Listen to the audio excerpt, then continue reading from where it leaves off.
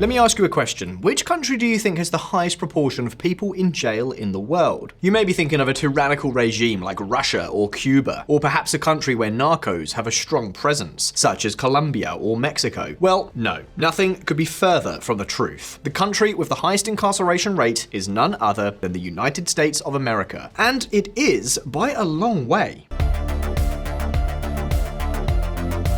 The US has 5% of the world's population, but represents more than 20% of the world's entire prison population. It is outrageous. We are talking about more than 3 out of every 1,000 Americans being in prison. And take note, because here we are not counting all those who have been in prison at some time and have already been released, but those who are currently behind bars. If we count those who have ever been in prison, then the figure rises sharply. Estimates indicate that as many as 8% of all adult men in the United States end up in prison. The figures are monstrous, and as a comparison, more than triple the incarceration rate of the European Union. And yet this was not always the case. It was from the 1970s onwards that the number of prisoners skyrocketed, among other things because the war on drugs began. That said, today we are not here to talk about why there are so many Yankees in jail, or at least not only that. The fact is that in this whole story, there is one player that has earned a lot, and we mean a lot of money, with all these prisoners. We're talking about private prisons.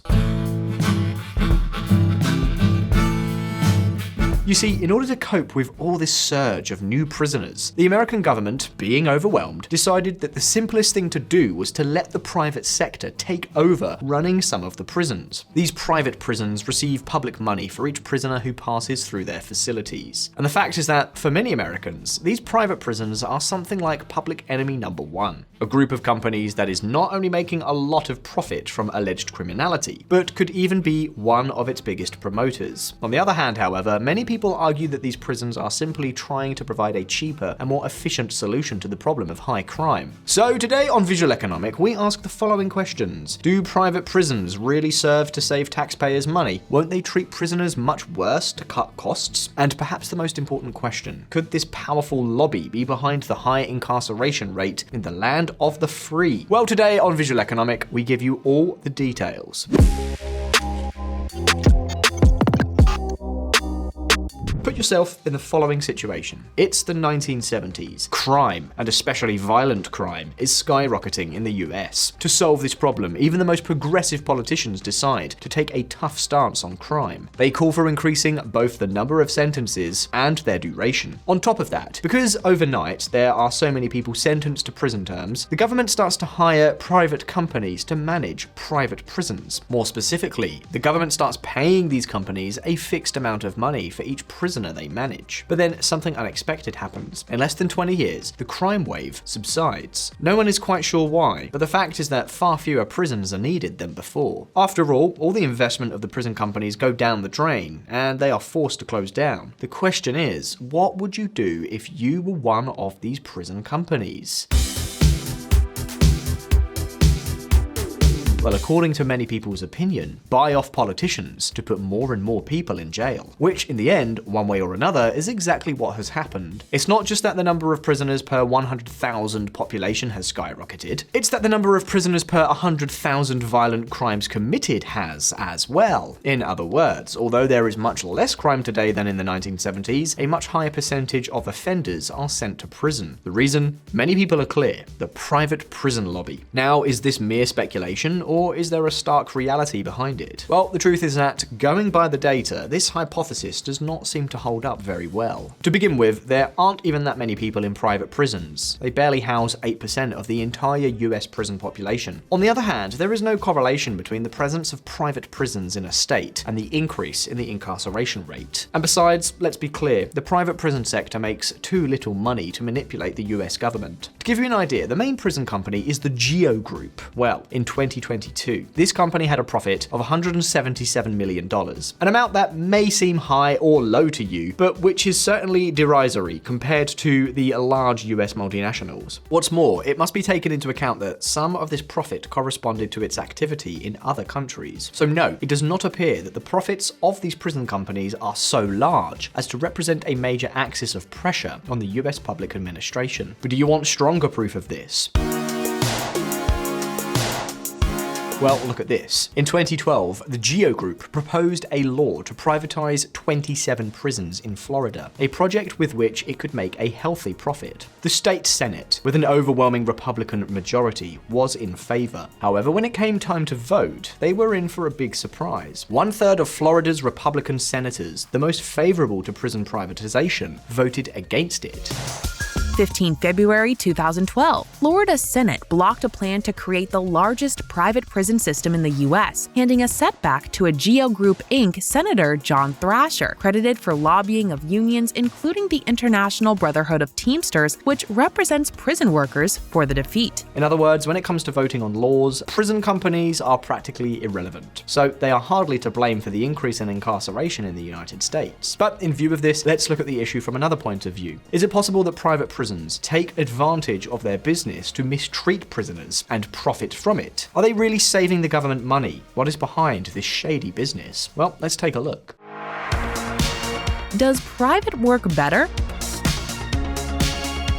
Let's go to the first point. Are private prisons more efficient? Well, the truth is, it is a very difficult question to answer. On the one hand, each state and each company reports data in a very different way, and that, in the best case, because there is a lot of data that is simply not public. On the other hand, if there is one thing that makes this issue really complicated, it is that prisons are often very different from one another, especially in terms of prisoner composition. That is, if private prisons have, on average, less conflictive prisoners, it makes sense that they are apparently cheaper. After all, they would need fewer security systems. In this sense, a prison that operates with a high occupancy rate is not the same one with a low occupancy rate. Keep in mind that most of the costs of prisons are relatively fixed. Salaries, heating, common facilities. It costs the same for a guard to watch 20 prisoners as it does to watch 21. Therefore, what matters to us is not the average cost, but the marginal cost. That is, how much it costs to add a new prisoner to the prison. And this is a much more difficult question to answer.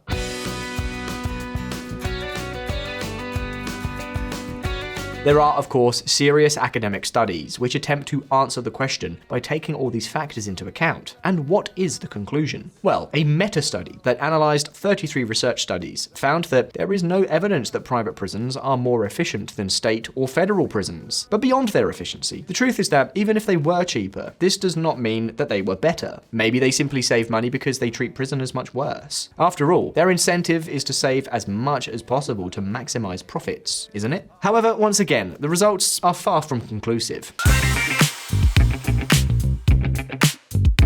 Some studies say they treat inmates worse, others say they treat them better, and most find no significant differences. The truth is really boring. Conspiracy theories go out the window. Now, let's not go too fast. What if I told you that all this could be about to change? Yeah, that's what I said. In recent years, there has been a lot of research that points to the fact that prisons do not really succeed in efficiently reintegrating prisoners into society, and that raises new questions. What if the problem lies not so much in that prisons are private, but in the type of contract they have with the states, and how that affects the reinsertion of criminals? What if there was empirical evidence that simply changing the conditions of the contracts could provide a much more useful prison system for everyone? Well, you're in luck, because that's exactly what some research seems to indicate. Pay close attention.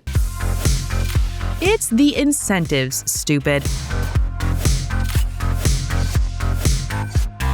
Let's recap. How does a private prison make money? Well, the state pays for each prisoner it sends to each of these centers. Then, the main problem with this type of public-private partnership arises. The people who are to receive the service are not really the customer. In a restaurant, the same customer who pays for dinner is the one who is going to eat it, and he or she can go elsewhere if it is not to their liking. In these contracts, however, the state is the one who puts up the money, and the prisoners are the ones who put up with the conditions, both for better and for worse. And no, we are not saying that the solution is to make prisoners pay. That would also have pretty terrible incentives. But let me digress a bit and tell you a story. Let's go all the way to Australia for a moment.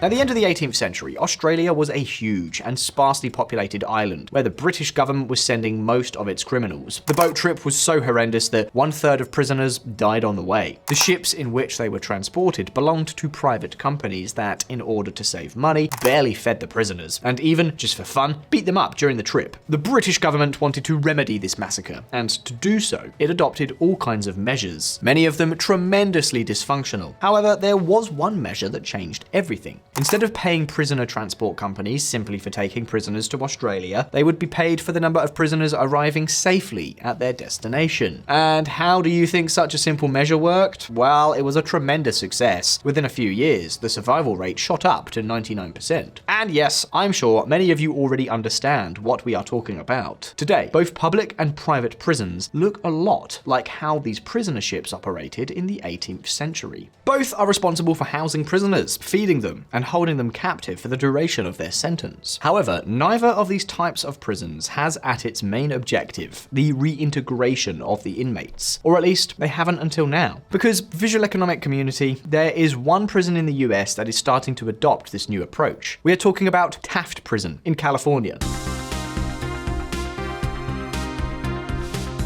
Although most of Taft Prison's revenue comes from the traditional system, it is the institution that receives the most compliments for how well inmates are treated, with special attention paid to their re-entry rate. The idea is not only to have this positive feedback, but also to have enough autonomy to design different types of programs. In this way, it is in the prison's own interest that its programs increase the reinsertion of inmates, since they will receive their fee, but will not have to continue to pay for their upkeep. And what can I say? In this case, the data do seem to be much more conclusive. Taft Prison scores very highly in the quality metrics, and its reinsertion rate is somewhat higher than that of the other prisons, and it is even correcting for differences in prisoner composition. But this is not all. According to the prestigious economist Douglas MacDonald, perhaps the most cited person in the field of private prison studies, this prison saves the state between 3 and 15%. And apart from this experiment, other countries such as the UK, France, and Australia, yes, in fact, private prisons are by no means an oddity of the US, also have projects similar to this one. And for the moment, they seem to be giving good results. What's more, in other areas such as the famous Medicare, such contracts are increasingly common. Physicians are paid for improvements in the quality of life of their patients, rather than for the number of hours worked. But at this point, it's your turn. Do you really believe that private prisons in the US increased because of their efficiency? Or was it more for ideological reasons? Could the results be greatly improved if the incentives were changed? What can you tell us about private prisons outside the US? You can leave me your answers down in those comments, and as always, don't forget, here on Visualeconomik, we release new videos every week, so subscribe to the channel, hit the little bell so you don't miss any of our updates, and if you liked the video, well, you watched it this far, like it, and I'll see you in the next one. All the best. See you next time.